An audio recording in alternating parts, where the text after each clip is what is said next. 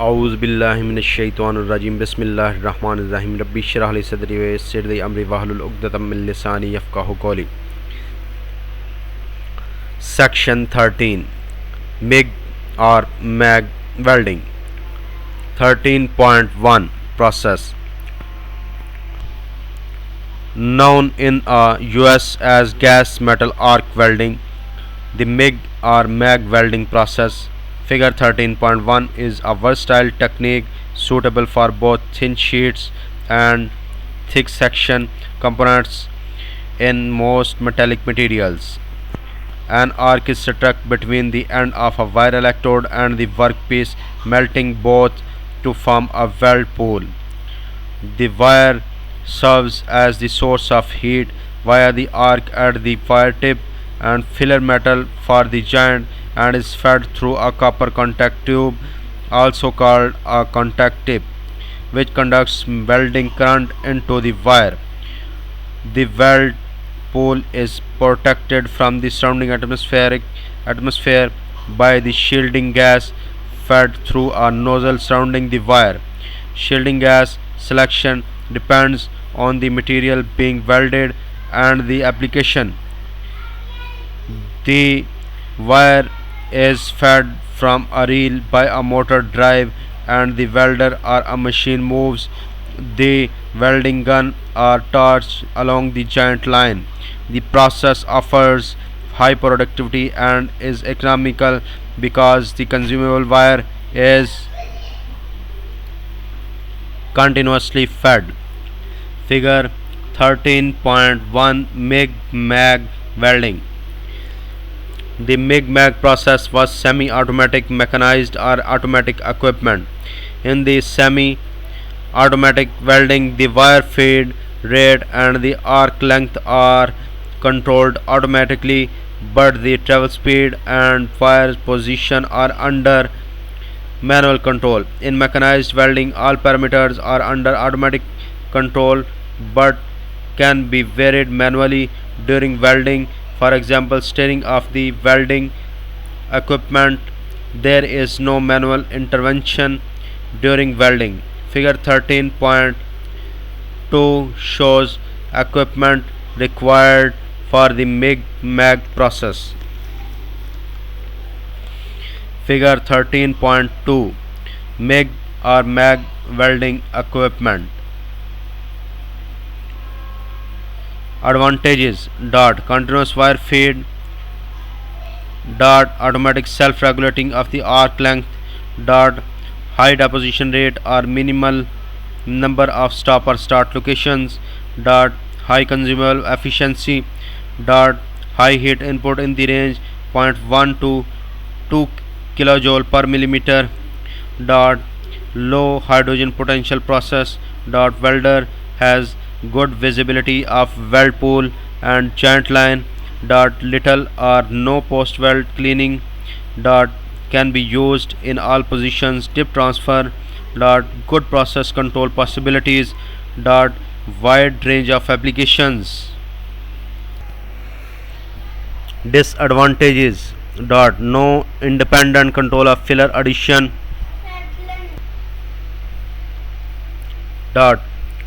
no independent control of filler addition, difficult to set up optimum parameters to minimize spatter level, risk of lack of fusion when using dip transfer on thicker weldments, high level of equipment maintenance, lower heat input can lead to high hazardous hardness value, higher equipment cost than MMA welding, side welding requires special precautions to exclude drafts which may disturb the gas shield, joint and part access is not as good as MMA or TIG welding, cleanliness of the base metal slag process tolerate greater contamination.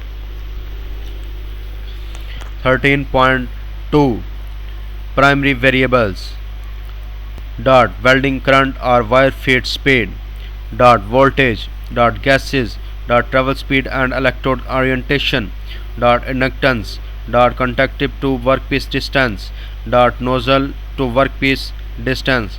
Dot shielding gas nozzle. Dot type of metal transfer. 13.2.1 Wire feed speed. Increase wire feed speed automatically increases the current in the wire. Wires are generally produced in 0.6, 0.8, 1, 1.2, 1.4 and 1.6 millimeter diameter. 13.2.2 Voltage, the most important setting in separate transfer as it controls the arc length. In dip transfer, it also affects the rise of current and the overall heat input into the weld. Increase both wire feed speed or current and voltage will increase heat input. Welding connections need to be checked for soundness as any loose ones will result in resistance and cause a voltage drop in the circuit and will affect the characteristics of the welding arc. The voltage will affect the type of transfer achievable, but this is also highly dependent on the type of gas being used. Figure 13.3 The effect of arc weld voltage. A 22 volts, B 23 volts, C 24 volts. A increased arc voltage. B reduced penetration, increased width. C excessive voltage can cause porosity, spatter and undercut. 13.2.3 Gases.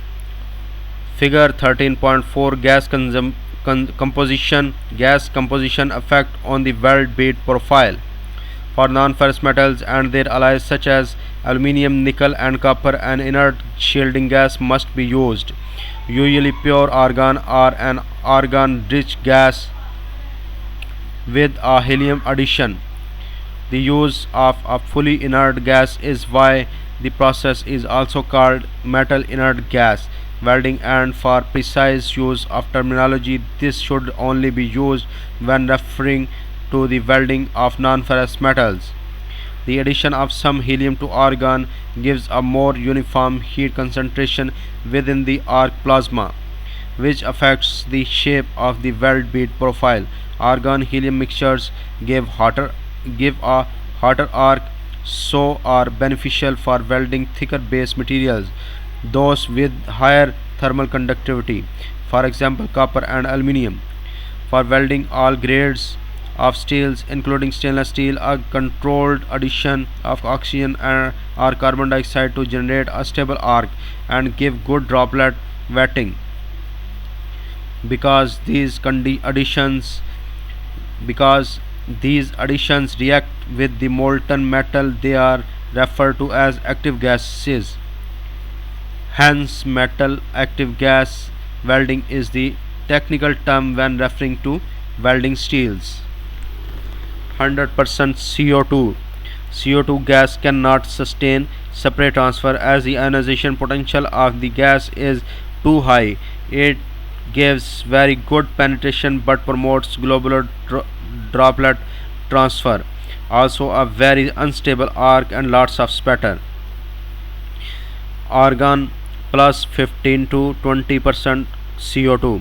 The percentage of CO2 or oxygen depends on the type of steel being welded and the mode of metal transfer used.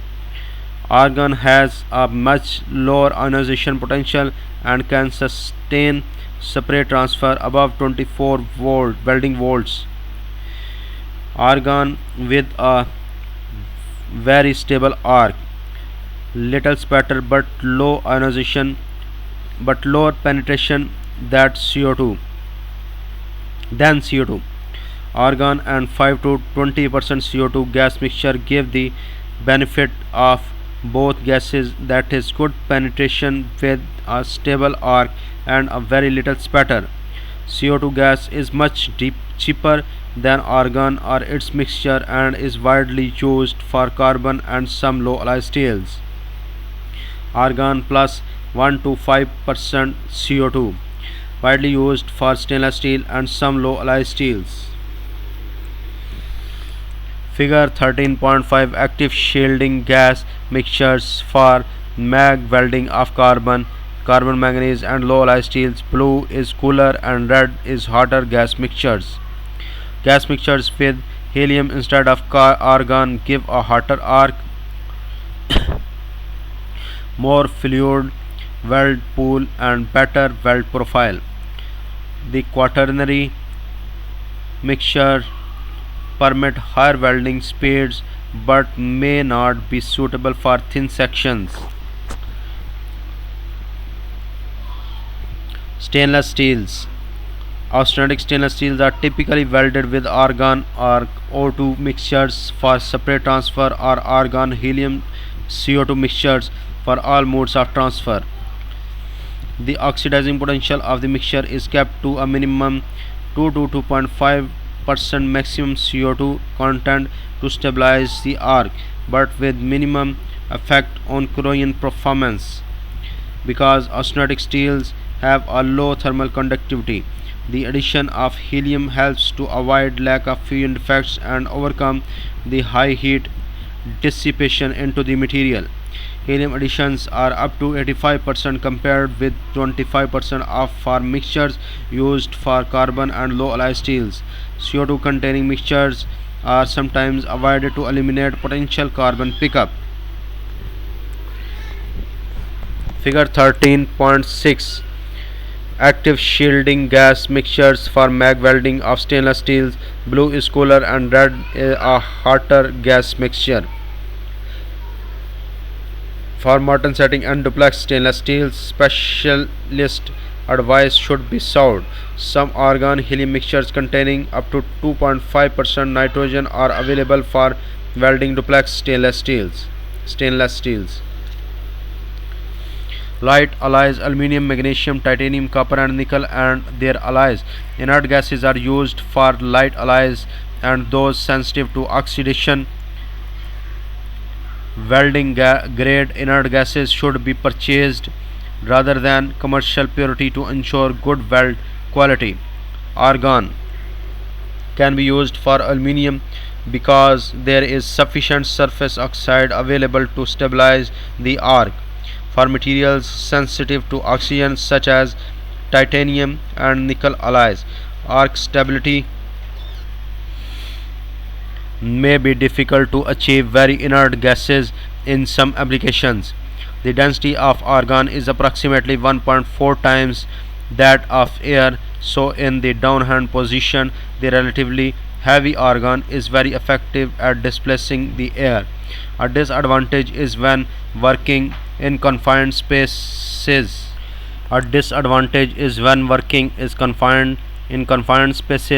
There is a risk of argon building up to dangerous levels and asphyxiating the welder. Argon helium mixtures. Argon is most common used for MIG welding of light alloys, but an advantage can be gained by use of helium and argon or helium mixtures. Helium possesses a higher thermal conductivity than argon and the hotter weld pool produces improved penetration and or an increase in welding speed. High helium content give a deep broad penetration profile but produce high spatter levels. With less than 80% argon, a true spray transfer is not possible. With globular type transfer, the welder should be a buried arc to minimize spatter. Arc stability can be problematic in helium and argon helium mixtures. Since helium raises the arc voltage, so there is a large change in arc voltage with respect to the arc length. Helium mixtures require higher flow rates than argon shielding to provide the same gas protection. There is a reduced risk of lack of fusion defects when using argon helium mixtures, particularly on thick section aluminum. Argon helium gas mixtures will offset the high heat dissipation in material over about 3 mm thickness. 13.7. Inert shielding gas mixtures for MIG welding of aluminium, magnesium, titanium, nickel and copper alloys. Blue is cooler and red is hotter gas mixtures.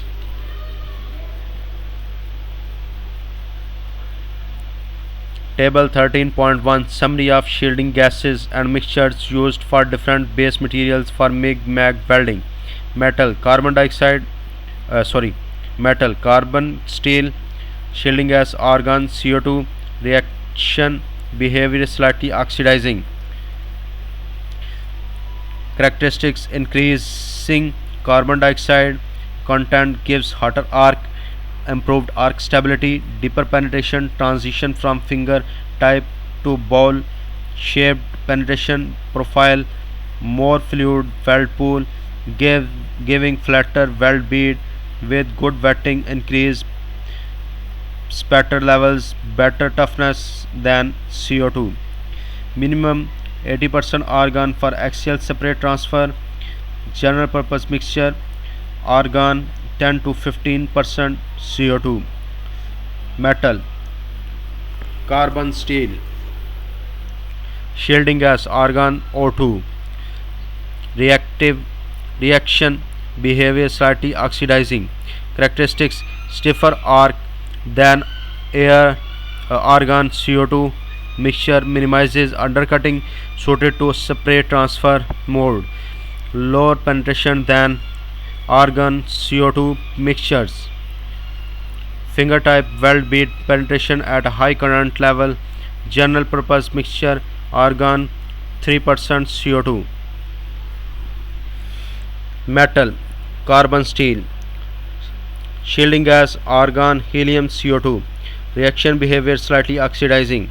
Substituting of helium for argon gives hotter arc, higher arc voltage, more welding, more fluid weld pool, flatter bead profile, more ball shaped and deeper penetration profile and higher welding speeds compared with argon CO2 mixture. High cost. Metal, carbon, steel, shielding gas, CO2, reaction behavior oxidizing. Characteristics arc voltage 2 to 3 volt higher than argon CO2 mixture, best penetration, high welding speeds, dip transfer or buried arc technique only, narrow working range, high spatter levels, low cost. Metal, stainless steel, shielding gas, helium, argon, CO2, reaction behavior slightly oxidizing. Characteristics good arc stability with minimum effect on corrosion resistance, carbon pickup, higher helium content designed with dip transfer, lower helium content designed for pulse and spray transfer. General purpose gas, helium, argon 2% CO2. Metal, stainless steel, shielding gas, argon O2, reaction behavior slightly oxidizing. Characteristics spray transfer only, minimizes undercut on heavier section, good bead profile. Metal, aluminium, copper, nickel, titanium alloys. Shielding gas, argon, reaction behavior inert, good arc stability, low spatter and general purpose gas. Titanium alloys require inert gas backing and trailing shield to prevent air contamination. Metal, aluminium, copper, nickel, titanium alloys, argon, helium. Reaction behavior inert. Characteristics high heat input, offset heat, high heat dissipation on the thick sections, lower risk of lack of fume defects, higher spatter and higher cost than argon. 13.2.4 Travel speed and electrode orientation. The faster the travel speed, the less penetration, narrower bead width and the high risk of undercut. Figure 13.8 Effect of travel speed. As travel speed increases, reducing penetration and width or undercut. Figure 13.9 Effect of torch angle. Penetration deep, moderate, shallow. Penetration deep in trailing, moderate in vertical, and shallow in leading. Excess weld metal, maximum in trailing, moderate in vertical, minimum in leading. Undercut, sphere in trailing, moderate in vertical, minimum in leading. 13.2.5 Effect of current contact tip to workpiece distance. CTWD has an influence over the welding current because of resisting heat in the electrode extension. Figure 13.10.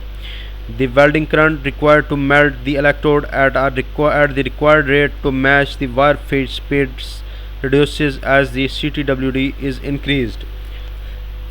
Long electrode extension can cause lack of penetration.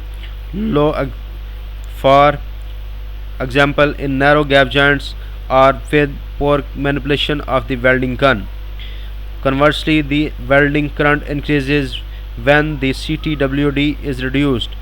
This provides the experienced welder with a means of controlling the current during welding, but can result in variable penetration in manual welding with a constant voltage power source. As the electrode extension is increased, the burn-off rate increases for a given welding current due to increased resistive heating. Increasing the electrode extension, for example in mechanized applications, is therefore one way of increasing deposition rates as the wire feed speed is increased to maintain the required welding current. Figure 13.10 Contact tip to workpiece distance, electrode extension and nozzle to workpiece distance. Resistive heating depends on the resistivity of the electrode. The electrode extension length and wire diameter so is more pronounced for welding materials which have high resistivity such as steels. The electrode extension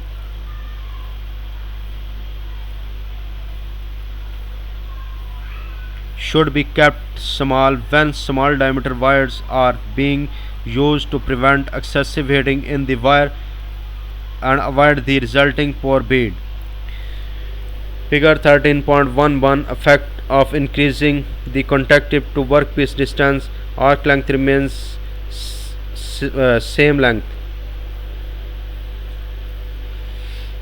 Figure 13.12 Effect of increasing the electrode extension. Increased extension. As the short CTWDs radiated heat from the weld pool can cause overheating of the contact tube and welding torch, which can lead to spatter adherence and increased wear of the contact tube. The electrode extension should be checked when setting up welding conditions or fitting a new contact tube, normally measured from the contact tube to workpiece. Figure 13.13 Suggested CTWDs for the principal metal transfer modes are: metal transfer mode dip CTWD 10 to 15 mm, metal transfer mode spray CTWD in millimeter 20 to 25, metal transfer mode pulse CTWD in millimeter 15 to 20 millimeter. Figure 13.13 Suggested contact tip to workpiece distance. 13.2.6 Nozzle to workpiece distance. Figure 13.13 has a considerable effect on gas shielding efficiency with a decreased stiffening the column.